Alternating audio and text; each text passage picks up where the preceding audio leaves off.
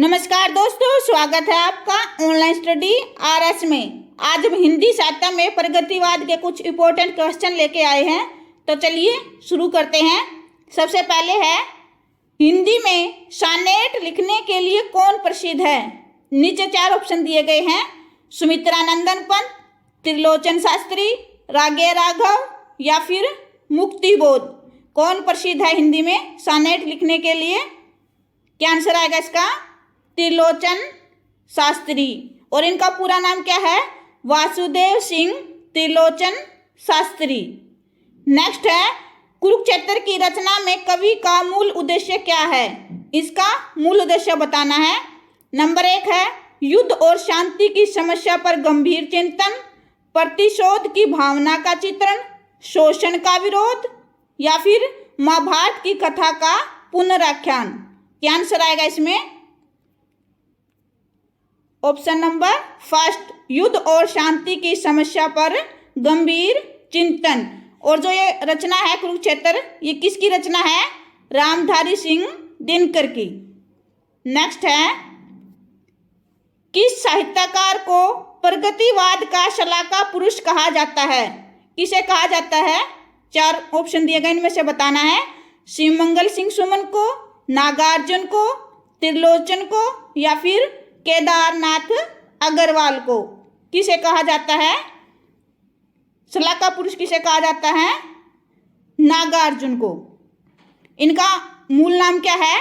वेदनाथ मिश्र जी। और ये किस उपनाम से रचनाएं करते थे? यात्री और नागार्जुन। किस उपनाम से करते थे?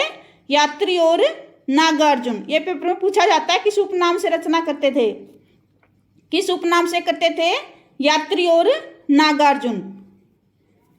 नेक्स्ट है, वासुदेव सिंह त्रिलोचन को अवध किसान कवि किसने कहा है? किसने कहा है? क्या आंसर आएगा इसका? ये चार ऑप्शन दिए गए हैं: नागार्जुन ने, मुक्तिबोध ने, केदारनाथ अग्रवाल ने या फिर निराला ने। किसने कहा है? क्या आंसर आएगा इसका? मुक्तिबोध ने। किसने कहा है? मुक्तिबोध ने। इनका पूरा नाम क्या है? गजानन माधव मुक्तिबोध।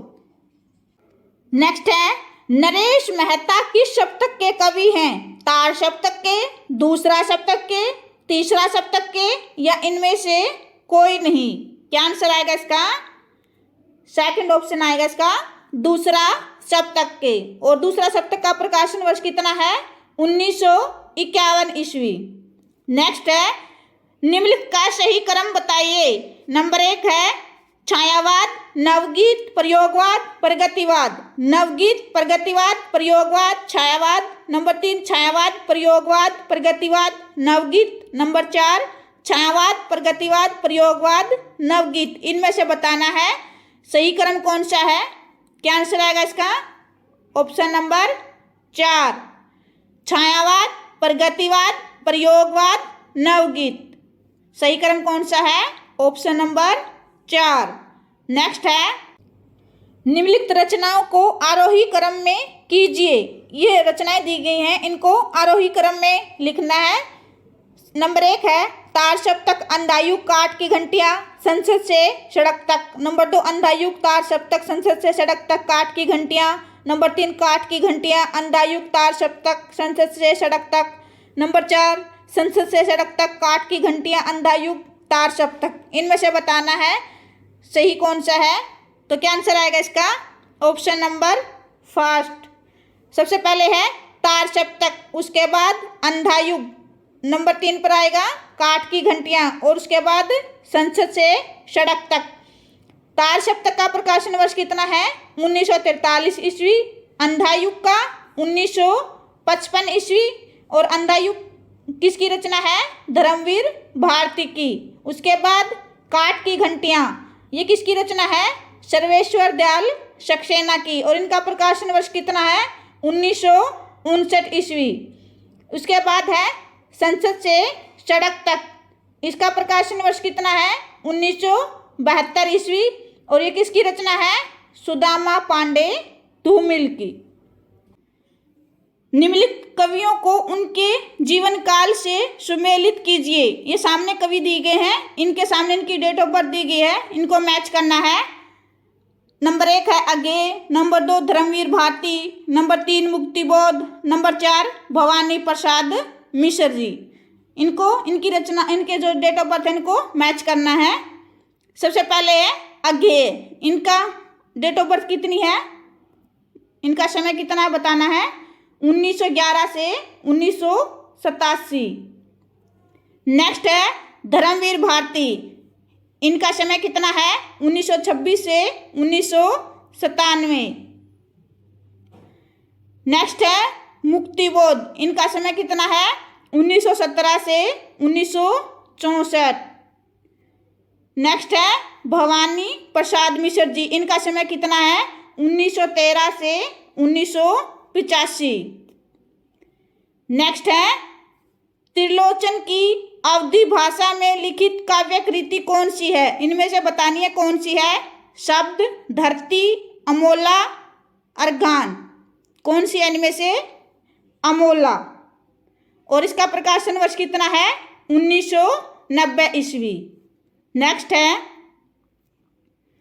5 पूत भारत माता के दुश्मन था खूंखार, गोली खाकर एक मर गया बाकी रह गए 4। ये रचना किसकी है, पंक्तियां किसकी हैं, किसकी हैं ये पंक्तियां, नागार्जुन की, दिनकर की, त्रिलोचन की, शिवमंगल सिंह सुमन की। इनमें से बतानी है ये जो पंक्तियां हैं ये किस कवि की हैं। क्या आंसर आएगा इसका, नागार्जुन की। क्या आंसर आएगा, नागार्जुन की। नेक्स्ट है दिनकर को भारतीय ज्ञानपीठ पुरस्कार किस रचना पर मिला था। रामधारी सिंह दिनकर जी को भारतीय ज्ञानपीठ पुरस्कार किस रचना पर मिला था, रेणुका पर, हुंकार या फिर कुरुक्षेत्र पर या उर्वशी पर। किस पर मिला था, उर्वशी पर। नेक्स्ट है निम्नलिखित रचनाओं को उनके प्रकाशन वर्ष से मिलान कीजिए। ये रचनाएं दी गई हैं, हुंकार, उर्वशी, इतिहास के आंसू, परशुराम की प्रतीक्षा। ये इनके प्रकाशन वर्ष दिए गए हैं, आगे पीछे करके दिए गए हैं, इनको मैच करना है। सबसे पहले है हुंकार, इसका प्रकाशन वर्ष कितना है, 1939 ईस्वी। नेक्स्ट है उर्वशी, इनका प्रकाशन वर्ष कितना है, 1961 ईस्वी। नंबर 3 है इतिहास के आंसू, इनका प्रकाशन वर्ष कितना है, 1951 ईस्वी। और परशुराम की प्रतीक्षा 1963 ईस्वी। नेक्स्ट है बाप बेटा बेचता है भूख से बेहाल होकर, धर्म धीरज प्राण खोकर। ये पंक्तियां किसकी हैं, त्रिलोचन की, केदारनाथ अग्रवाल की, नागार्जुन की, रागे राघव की। किसकी है, इनमें से बताना है ये किसकी हैं पंक्तियां, केदारनाथ अग्रवाल की। किसकी है, केदारनाथ अग्रवाल की। नेक्स्ट है किस कवि को समय सूर्य अधैर्य का कवि कहा जाता है। किस कवि को कहा जाता है, दिनकर को, त्रिलोचन को, नागार्जुन को, शिवमंगल सिंह सुमन को। किसे कहा जाता है, किसे कहा जाता है, रामधारी सिंह दिनकर को। किसे कहा जाता है, रामधारी सिंह दिनकर को। नेक्स्ट है नागार्जुन की कविताओं को नुक्कड़ कविता की संज्ञा किसने दी, डॉक्टर बच्चन सिंह ने, अघे ने, दिनकर ने या फिर केदारनाथ अग्रवाल ने। किसने दी है, नुक्कड़ कविता की संज्ञा किसने दी है, डॉक्टर बच्चन सिंह ने। नेक्स्ट है वासुदेव सिंह त्रिलोचन का प्रथम काव्य संग्रह कौन सा है, इनमें से बताना है इनका प्रथम काव्य संग्रह कौन सा है। धरती, उस जनपद का कवि हूँ, शब्द, गुलाब और बुलबुल। इनमें से बताना है पहला काव्य संग्रह कौन सा है, धरती। क्या आंसर आएगा इसका, धरती।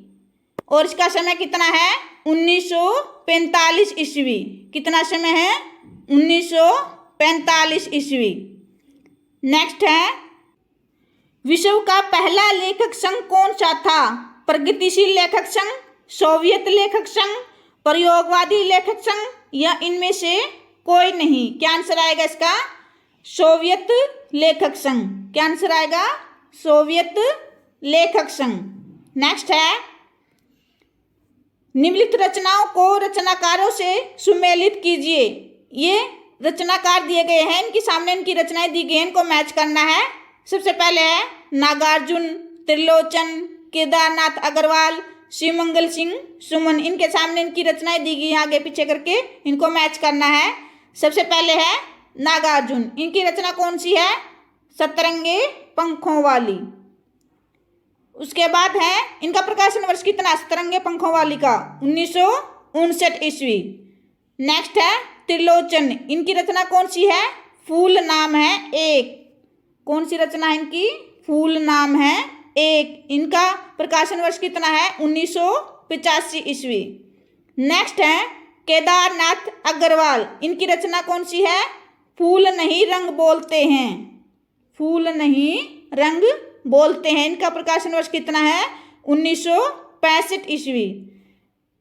नेक्स्ट है शिवमंगल सिंह सुमन, इनकी रचना कौन सी है?